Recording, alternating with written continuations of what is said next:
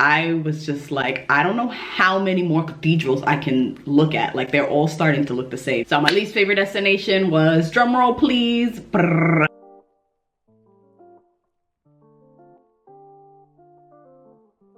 Hi guys, welcome back to my channel. My name is Kendra and ich bin deine Lieblingsausländer, coming back to you with another video.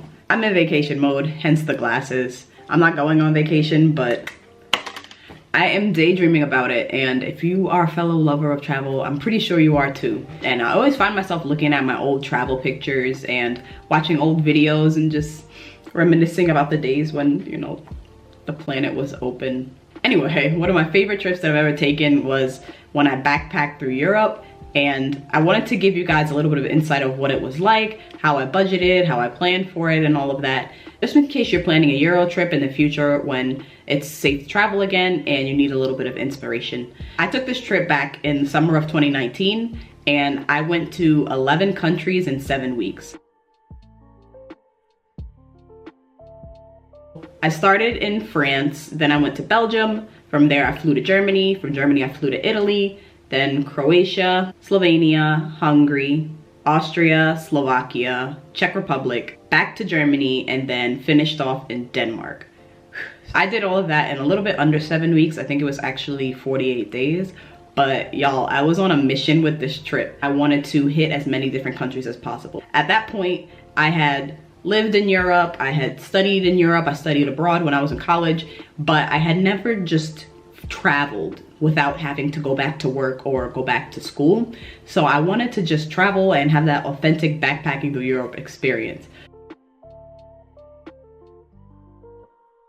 Let's get into how I actually planned this trip. I literally just got on Google Maps and I was like, okay, I'm in Rome. So from Rome, it's gonna be really easy for me to take a bus up to Florence. From Florence, it's gonna be really easy for me to take a bus up to Venice. And then from there, I just like kept looking along the coast and trying to figure out which cities I wanted to go to next. And then after I found a city that was close enough that I wanted to go to, I had to go to Flixbus because I used that as my transportation most of the time, and see how much it was gonna cost me to travel from city A to city B. Then after I figured that out and found a ticket price that was reasonable for me, I had to see if I could find a reasonably priced accommodation. So I was literally just like, oh yeah, that looks nice. Oh, that looks cool. And then if I found a city that I never heard of, I would just look up a picture of it and be like, yes, I'm going there. I have a few general tips. First tip, get started as soon as possible. Like I said, started planning this trip at least 6 months in advance. And that was the best plan for me because I made sure that I save money on travel.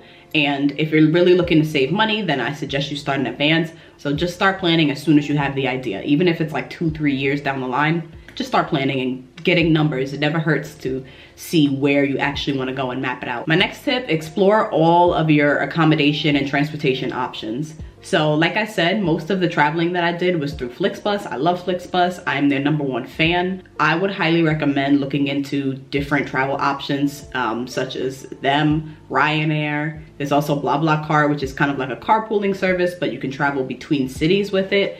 And same thing for accommodations. You don't always have to stay in a hotel unless that's your thing. There are also hostels where you can get a private room and it's a little bit cheaper than a hotel. If you're feeling adventurous, you can also do couch surfing. I don't do it anymore, but I did it when I was younger.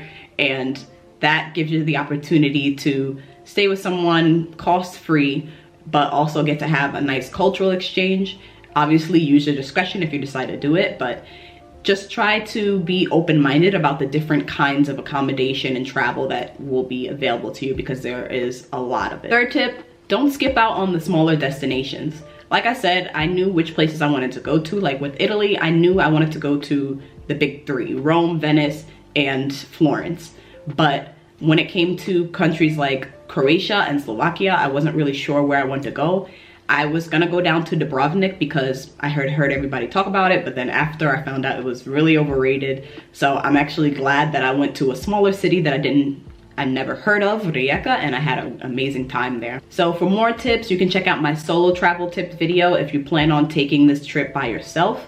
And in that video, I give more general tips about solo traveling, and I also give tips that are specific to women and specific to Black solo travelers.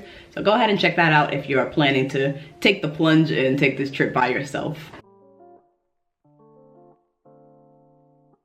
Now, let's get into budgeting. In terms of daily budgeting, I put myself on a daily budget of 50 euro a day.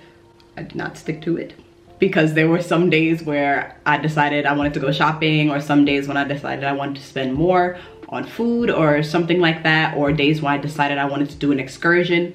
So I think it's good to have a ballpark number of how much you want to spend each day, and then you can kind of adjust, because when you go to some cities, you're not really going to need 50 euro a day. Like when I was in Slovakia, I didn't need 50 euro, but when I was in Italy, I most certainly needed 50 euro because I could not stop eating pasta. Like, it was ridiculous. Yeah, so know how much you want to spend in a day, and then try to kind of work around that based on the city that you're in. It just makes the most sense to look up the cost of living in that city. Just Google cost of living in Rome, and you can look up what a meal for two is gonna cost, or what a drink is gonna cost. You don't always have to go out to eat every time. Take advantage of the fact that you can go to grocery stores, and if your hostel has a kitchen, you might be interested in cooking when you're in the hostel.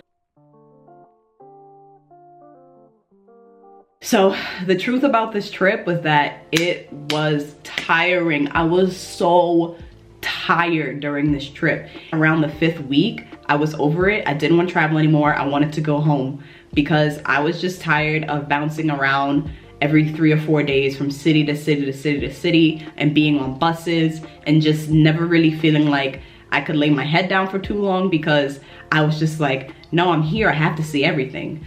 But yeah, I think those last 2 weeks were literally just me trying my best to power through. I was just like, I don't know how many more cathedrals I can look at. Like, they're all starting to look the same. Dresden was at the end of my trip, and by the time I got to Dresden, I was exhausted. I was happy to be in Germany, but I was exhausted. That was probably the first time that I got back to New York and I was happy. Like, usually when I come back from a trip, I'm really sad. You know, I'm thinking about going back, but I was so happy to touch down at JFK.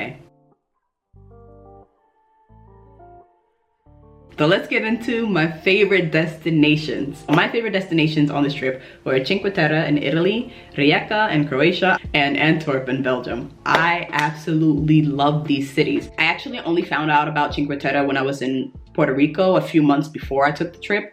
And I met this guy and he was telling me, oh my God, you're going to Italy, you have to go to Cinque Terre. And I was like, what is that? And he showed me a picture of it and I was like, I have to go to Cinque Terre. That was an amazing, amazing day. I will never forget that day. Then Rijeka is a beautiful coastal city in Croatia. Once again, it was a place I'd never really heard of when I was planning my trip, but I saw pictures of it and I was like, okay, let's go. And when I was there, I met this really nice Croatian girl on couchsurfing. Hi Daria, if you're watching. It's just a really nice, low-key Croatian city. And I didn't encounter a lot of tourists and a lot of tourism, so it was just like a really nice, chill trip. And that was around the point where I was starting to get tired, so it was good that I had a city where I could just relax and chill on the beach. The last city that was my favorite was Antwerp, and I don't know, Antwerp just did something for me. It just had me feeling like, wow, I need to learn Dutch or French so that I can move to Belgium one day. It was a nice, clean, cute little town. That was also a city where I met a local, and he took me around the town and we went to a little jazz club. He told me about some of the history of the city. I think it's just something about meeting a local in a city that just makes it that much better for me. But yeah, I would highly recommend those 3 cities because they were my favorite destinations. So my least favorite destination was, drumroll please, Zagreb. I was just really bored there.